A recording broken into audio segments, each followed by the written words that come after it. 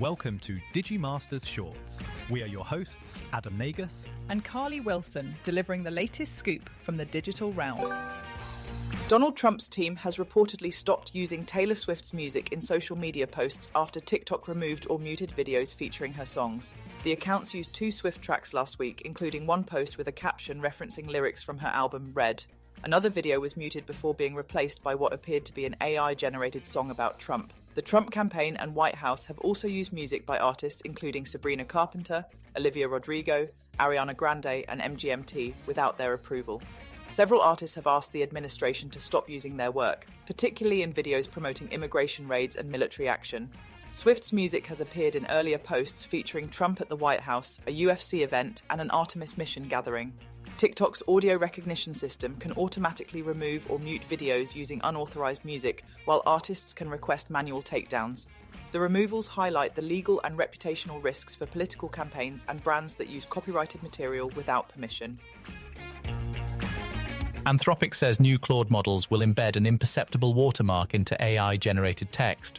The marking does not affect meaning or readability, can survive copying and pasting, and may persist through some editing.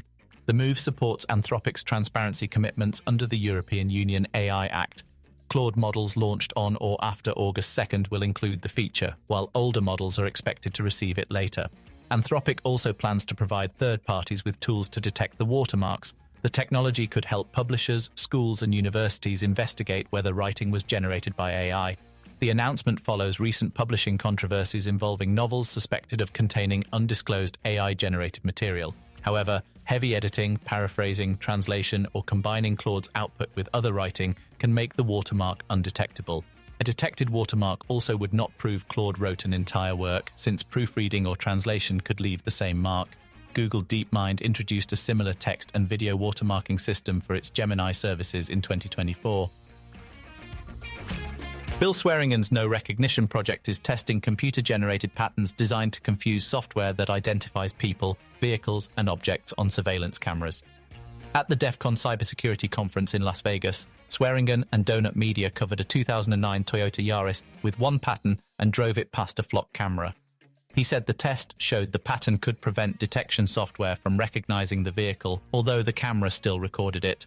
The project uses reinforcement learning to repeatedly test and improve patterns against object detection algorithms. Swearingen says he has conducted about 31 million tests and developed patterns that defeated 11 open-source systems linked to license plate readers, body cameras, and facial recognition tools.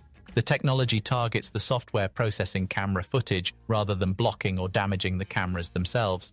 Swearingen said the project aims to give people a way to opt out of automated tracking amid growing concerns about surveillance and inaccurate matches. The project is seeking funding for patterned clothing and possible vehicle coverings, while keeping its strongest designs private to prevent camera companies from developing countermeasures. Amazon is constructing an artificial intelligence data center in Pecos County, Texas, that could become the largest single source of pollution in the United States.